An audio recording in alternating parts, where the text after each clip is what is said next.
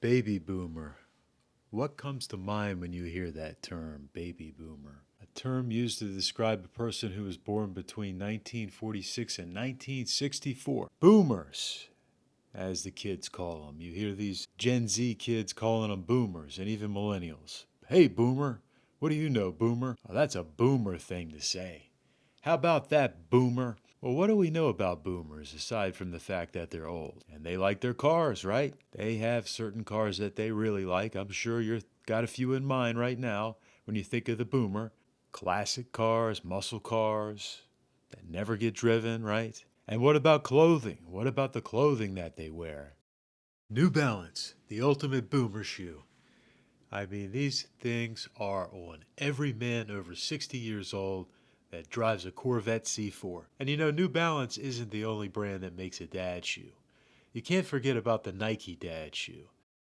Here we go. Looks a lot like the New Balance, but these also come in a blue and orange colorway. I think it's white, blue, and orange. These things weigh like 15 pounds each, and they last forever. They're probably still $49 like they have been for the last, oh, that's right, there's inflation. So probably $69 as they have been for the last 10 years. And we got to start with a few honorable mentions because there's a lot of boomer cars out there. I mean, the baby boomers were the largest group for a long time, and they may still be, actually. Comment below. Anyway, the Plymouth Prowler. I thought we would have seen more of these. When this came out, it was an instant boomer hit, except for the fact that it came in a V6. So definitely had to mention the Plymouth Prowler. Another boomer vehicle that we can't forget that nobody talks about anymore is the conversion van. And you can't go wrong with an American flag in the background. That's about as boomer as you can get. This is how they hauled their families around, long before SUVs. Because a minivan, you know, that was for the women. And the men would get the conversion van with all the bells and whistles. A lot more practical than any SUV they make today, or at least that's what they'll tell you.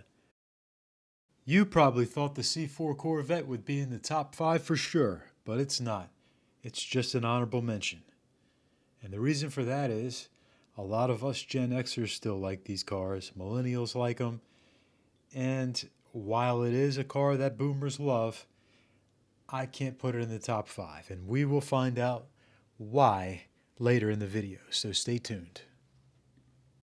All jokes aside, the boomers were around when some of the greatest cars in history came out. They're old enough to remember when the Shelby Cobra came out. They remember Le Mans. They remember when Ford beat Ferrari back in the 60s. So we've got to have a Shelby car here. And we're going to go with the Cobra, whether it's a 289 or a 427, whether it's an original model, whether it's a continuation car with a modern power plant, with a Roush power plant, a Coyote motor, or whatever. It's a car that boomers love, and rightfully so. It is a really cool car. You're talking about lots of power, a big V8 engine, lots of horsepower, lots of torque, and a tiny little convertible, no bigger than a Miata. No driver assist, no nannies, no modern technology, just all out fun. So they only made 998 Cobras from 1961 until 1968. Out of those Cobras, 655 were 289 powered and 343 were 427. So obviously the 427s are more desirable. But anyway, you got a big V8 and a tiny little roadster. And who doesn't love that? How cool is that? So this is definitely one of the greatest boomer cars. The Plymouth Superbird. It's a highly modified roadrunner developed for NASCAR racing. It was a follow-up design to its sister, the Dodge Charger Daytona, which was the first American car to be designed in a wind tunnel. So that spoiler is functional. Everything on this car is functional. This was a real race car. Powered by, of course, a huge 427 Hemi V8. There were 3 versions of this. There was a 425 version. There was a 440 Super Commando, which was a 6-barrel, which made 390 horsepower. And you also had a single 4-barrel making 375 horsepower. Average price, $200,000, what they've been going for. Some a lot more, but not many less. And this car, I believe, is a continuation car. It's a resto mod. Comment below if you know about that, because I'm not 100% sure. The Mercedes 300 SL Gullwing. iconic. One of the most legendary designs in automotive history. And yes, it's a boomer car. You know, we love to make fun of the boomers, the way they dress, the jorts, the New Balance, the tucked in shirts, tucking the shirt in all the way up to the chest. But I tell you, it doesn't get much cooler than a 300 SL, and yes, it's a boomer car. This was an incredible machine. It still is. It's a tubular frame chassis, steel body combined with an aluminum hood, doors, aluminum dashboard to save weight. That steering wheel would come off to make it easier to get in and out. Powered by a 3-liter straight 6 overhead cam, making 240 horsepower. Quick for back in the day, because remember, we're talking 1950s here. 1950s. Look at this thing. I mean, this is style. This is elegance. And yes, this is a boomer car. I guarantee you 90% of the guys that own these cars are over the age of 60. Also, this had dry sump lubrication, and it was mated to a 4-speed manual transmission. Who doesn't love the Mercedes SL Gullwing? 1967 Corvette Stingray L88. Now, you're wondering why I didn't include the C4 in the top 5, and that's because I had to put this car in there. This is the ultimate Corvette. They only made 20 of these. And if you know anything about the L88 engine, there's a 427 motor. They underrated it from the factory. They claimed it made around 430 horsepower, but it was closer to 500, 550 horsepower. Basically a racing car for the street. And this is another iconic design. It's arguably one of the best looking Corvettes, the C2. Any C2 from 63 until 67.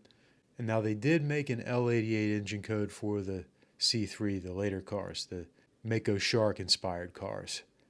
But they made a few more of those, although those are still incredibly rare. Fantastic car in black, tuxedo black. I bet you could really spin those tires, those bias ply tires. What, 500 foot-pounds of torque or so? So this is our vet. This is our vet. One of the baddest American cars in history. 1967 Corvette Stingray L88.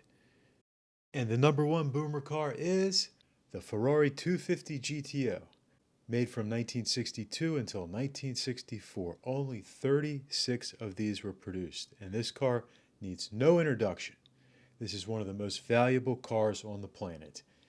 And you know it's exclusively owned by boomers. If you know anybody under the age of 60 that owns this car, comment below, because I don't think that person exists. So only 36 of these worldwide. In June 2018, a 250 GTO was sold for $70 million at a private sale. This car was designed by Giotto Bizzarini, who went off to start Bizzarini on his own, and Sergio Scaglietti. GTO stands for Gran Turismo Omologato, which means Grand Touring Homologated. This car was only $18,000 in the US when it was new, but in 1964 you could probably get a nice house for $18,000, so still Ferrari prices. But compared to $70 million today, yeah, that's quite the appreciation. It's powered by a 3-liter V12 making 296 horsepower, 2 valves per cylinder, 6 Weber carburetors, 5-speed manual transmission. Boomers drive the coolest cars. End of discussion, I'm sorry, but the boomers drive the coolest cars.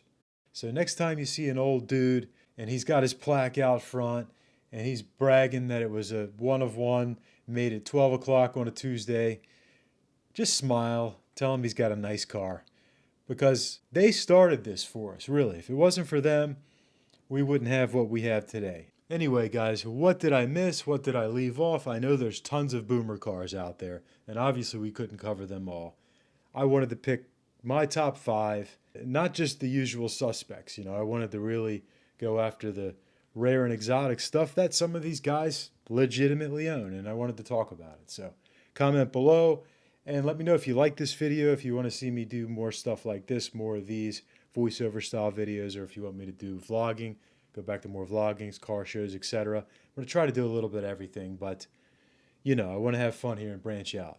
So thanks for watching, like and subscribe, and I'll see you guys next time.